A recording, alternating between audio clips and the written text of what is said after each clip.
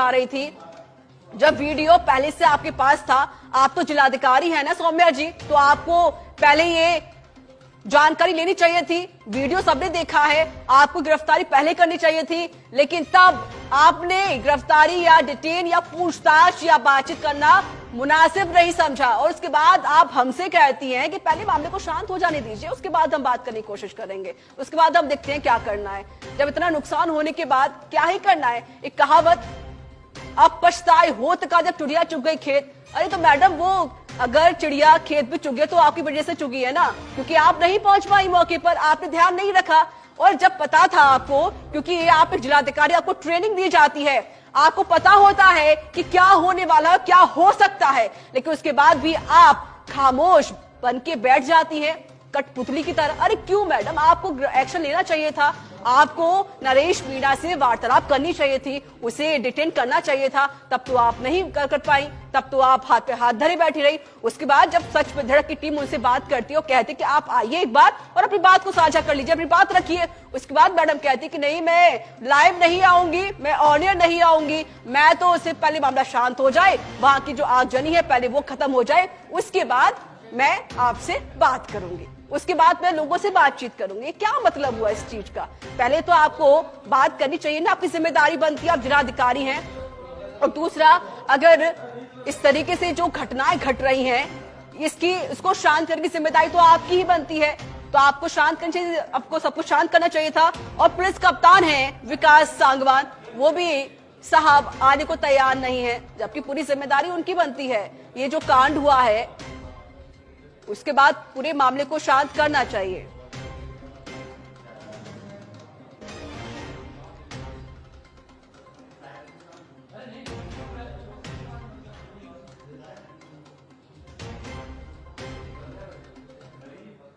और पल पल की अपडेट आप तक हम पहुंचा ही रहे हैं, तस्वीरें भी आप तक पहुंचाई जा रही हैं, कहां पर क्या हो रहा है। एक और बड़ी खबर आई है, नरेश मीणा के एसडीएम को थप्पड़ मारने का प्रकरण, अब इसको लेकर ये मामला तूल पकड़ता जा रहा है। एक और बड़ी अपडेट सामने आई है, मामले पर बोली है टोंक जिला कलेक्टर सौम्या झा। उन्होंने कहा कि पहले स्थिति नियंत्रण में हो जाए, उसके बाद बातचीत करेंगे। लाइव जुड़ने से इनकार कर दिया मैडम साहिबा ने, कहा अभी स्थिति पूरी तरह से नियंत्रण में नहीं है, कंट्रोल में नहीं है, पहले सिचुएशन कंट्रोल में आ जाए, आगजनी पर काबू पाने की कोशिश हम कर रहे हैं। हमारे जो पुलिस अधिकारी वहां पर पहुंचे हुए हैं वो कंट्रोल में करने की कोशिश कर रहे हैं, उसके बाद ही मैं बात करूंगी। अरे आप बात करके कर भी क्या लेंगे मैडम, जब आपसे बात करने की कोशिश हो रही है, जब आपसे कहा जा रहा है कि आप आइए बातचीत कीजिए, अपनी बात को रखिए, तो आप बात नहीं कर रही हैं और आप कह रही हैं कि पहले आगजनी को शांत कर लेते हैं, उसके बाद हम बात करते हैं। जब मामला शांत ही हो जाएगा तो फिर क्या ही फायदा, नुकसान तो हो ही रहा है ना। जो एक महिला घायल हुई है उसकी जिम्मेदारी क्या आप ले पाएंगी? अगर उसे कुछ हो जाए तो इसकी जिम्मेदारी किसकी होगी? और एक जिम्मेदारी बनती है जिलाधिकारी की, क्योंकि उनके अंडर में पूरा ही जिला होता है, पूरे जिले को एक कलेक्टर कंट्रोल में रखता है।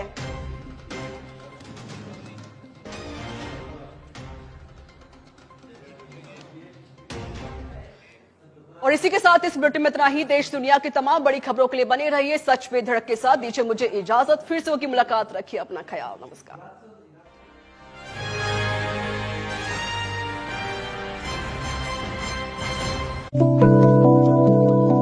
लेकिन फिलहाल बड़ी खबर देवली उनियारा विधानसभा उपचुनाव से बड़ी खबर, जहां नरेश मीणा ने एसडीएम अमित चौधरी को थप्पड़ जड़ दिया। ये बड़ी खबर हम आपको बता रहे हैं देवली उनियारा से। नरेश मीणा ने होते हैं, इसी बीच में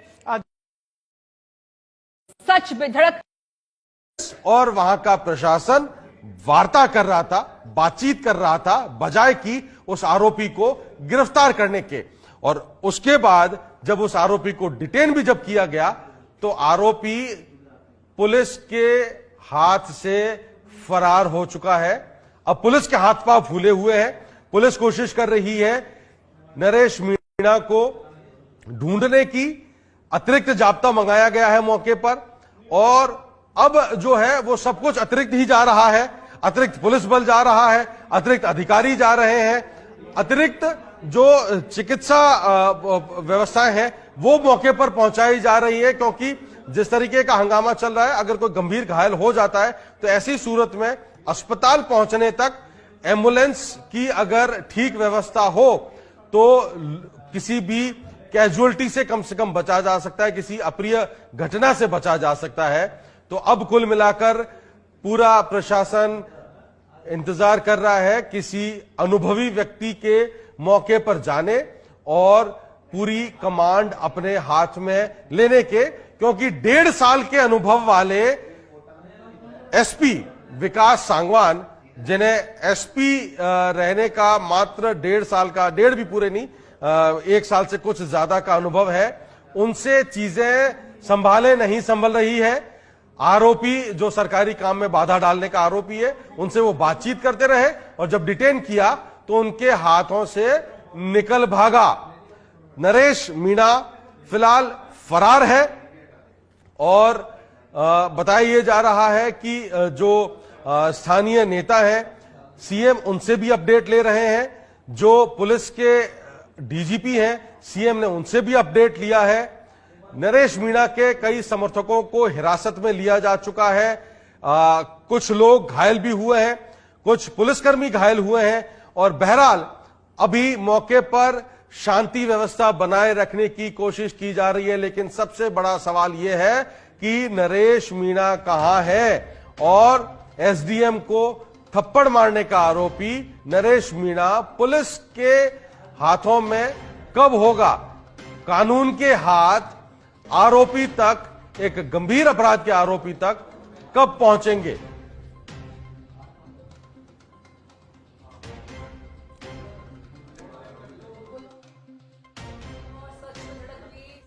यही अपील करता है कि आप लोग पीस शांति बनाए रखिएगा, कोई हंगामा मत करें। घटना की गंभीरता पर अब डीजीपी का एक्शन भी देखने को मिला है और वहीं पर मुख्यमंत्री भजन लाल शर्मा भी लगातार नजर बनाए हुए हैं। उन्होंने पूरे मामले की जानकारी भी अधिकारियों से ली है। इस वक्त की बड़ी जानकारी, नरेश मीणा अभी भी पुलिस की गिरफ्त से काफी दूर है, उसे डिटेन नहीं किया गया। एक आरोपी को किस तरीके से यहां पर छोड़ सकते हैं, क्योंकि जब भूपेंद्र हमारे सहयोगी जो ग्राउंड जीरो से लगातार हमें सूचनाएं दे रहे हैं, पल पल की अपडेट दे रहे हैं और तमाम जो वहां की तस्वीरें हैं वो सबसे पहले सच बेधड़क के दर्शकों तक पहुंचा रहे हैं। भूपेंद्र हमारे साथ फोन लाइन पर जुड़ चुके हैं। भूपेंद्र, ताजा अपडेट क्या है मौके पर, क्या स्थिति है? हाईवे को रोकने की बात चल रही थी, हाईवे पर समर्थक पहुंचे थे नरेश मीणा के, फिलहाल क्या स्थिति है वहां पर? जी बताना चाहूंगा कि अब मामला बिल्कुल शांत हो गया है। पुलिस गांव से टोंक के लिए प्रस्थान कर रही है। पुलिस की गाड़ियां भर के जो समर्थकों को गिरफ्तार किया गया था उनको भी लेके पुलिस अब यहाँ से निकल रही है। जी, कितने समर्थकों को हिरासत में लिया गया है भूपेंद्र? जी, एग्जैक्ट जो संख्या बल है वो हम बता नहीं सकते, लेकिन लगभग 2 से 3 दर्जन लोगों को गिरफ्तार किया गया है। और एक खबर यह आई थी कि कई समर्थक हाईवे पर पहुंच गए हैं, वहां पर ट्रैक्टर लेकर पहुंच गए हैं, उनके बारे में क्या अपडेट आ रही है?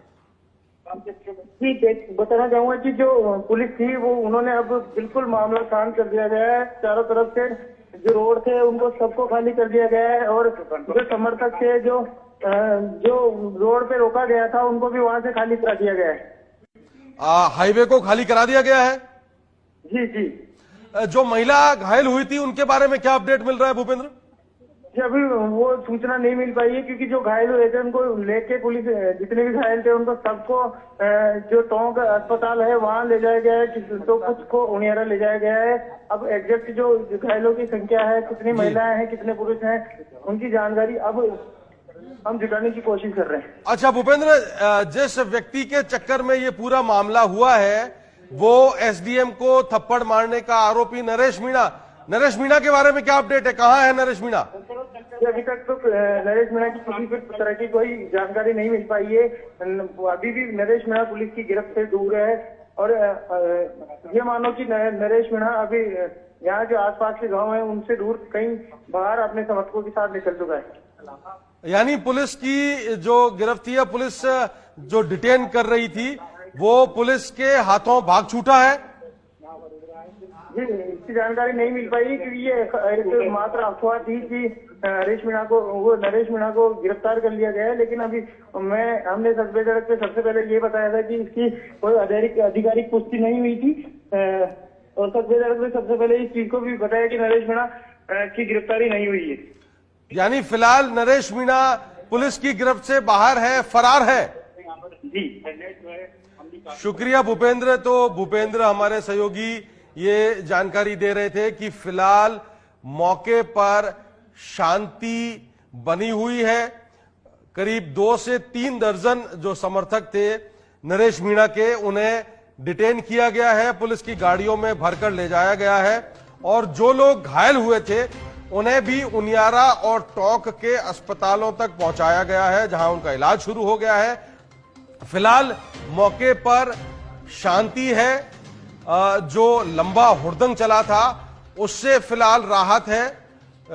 लॉ एंड ऑर्डर जो खराब हुआ था, जो बिगड़ा था, उसे फिलहाल के लिए ठीक कर दिया गया है। भूपेंद्र हमारे ग्राउंड जीरो पर लगातार अपडेट दे रहे हैं। फिलहाल मौके पर शांति बनी